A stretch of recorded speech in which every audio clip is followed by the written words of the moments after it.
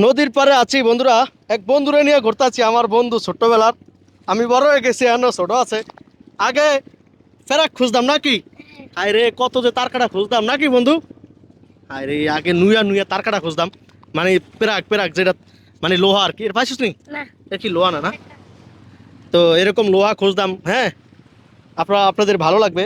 আরে লোহা পাওয়া যায় না, নদীতে অনেক কিছু বেশি আসে, প্লাস্টিক, এগুলো আবার বিক্রি করা হয়। কোনো সময় প্লাস্টিক পাইছো নি বন্ধু? পাইছি না। বিক্রি করো। এই যে আমার বন্ধু ছোট্টবেলা, আমি বড় হয়ে গেছি, ও এখনো ছোটই রয়ে গেছে নাকি। তোর বয়স কত? আর বয়সের কথা কোন আর মা কোন দেখে কয়ে 12 বছর। ওইটারে 12 বছর, তা আমারও 12 বছর। এখন লোয়া টোয়া টোকাইতেছি নাকি বন্ধু। আয়ো চলো বন্ধুরা, প্লাস্টিক টোকাইতেছি। আগে প্লাস্টিক বিক্রি করিয়া পকেট খরচ চালাইতাম। হ্যাঁ, প্লাস্টিকের যে নদীর পাড়ে নাকি বন্ধু। আপনারা কারা এই যে নদীর পাড়ে আইসা লোহা টোয়া টোকাইতেন অবশ্যই কমেন্টে জানান। বন্ধু তুমি লোহা পাও না? পাও না?